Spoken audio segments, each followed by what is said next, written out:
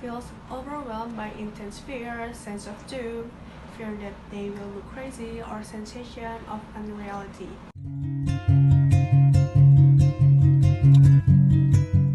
Assalamualaikum warahmatullahi wabarakatuh.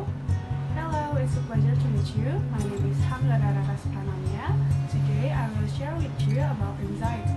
Some of you may not know what anxiety is, so let me explain it. Anxiety is a mental disorder that causes nervous, fear, and worry in the people who are affected by it. This disorder affects how they feel and behave.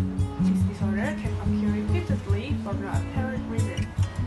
Anxiety is a normal part of growing up, but for most children, it's just a phase, temporary, and usually harmless. But if they have developed an anxiety disorder, they will experience fear, nervousness, and shyness for most of their lives. Some young men and women also struggle with other disorders, such as depression and eating disorders.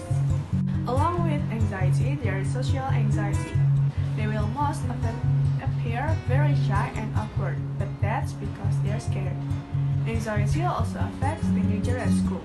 This will affect their potential, grades will drop, motivation will be lost, and they will skip school as often as possible. Anxiety disorder can be treated with psychotherapy or medication. The treatment aims to relieve symptoms and improve the sufferer's quality of life. Anxiety disorder can cause nervous tics. These nervous tics can be muscle spasms caused by nervousness.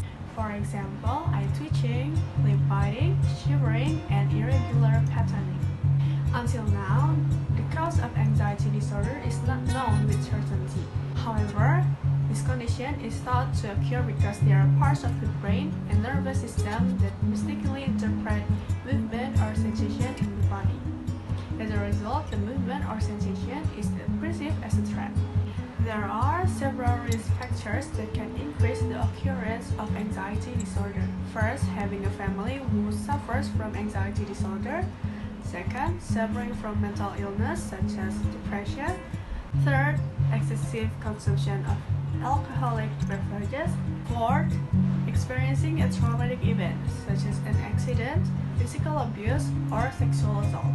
And experiencing drastic change in your life, such as a divorce, the loss of loved one, or the loss of your job.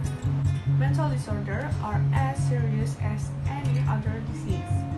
Telling someone with anxiety to relax or someone with depression to excite is just like asking a paraplegic to just walk. It is physically and mentally impossible to do. During an attack, the victim feels overwhelmed by intense fear, sense of doom, fear that they will look crazy, or sensation of unreality. Physically, it will be accompanied by shortness of breath, sweating, choking, chest pain, nausea, dizziness, and numbness or tingling. After an attack, people with panic attack worry that they will have another attack and try to avoid situations that could trigger it. Because of this fear, they may begin to avoid normal activities and routines. I hope this speech has helped you think about the consequences of anxiety as well as how to be more respectful and flexible to people who deal with it. Forcing someone with anxiety into a situation that makes them uncomfortable is not a cure.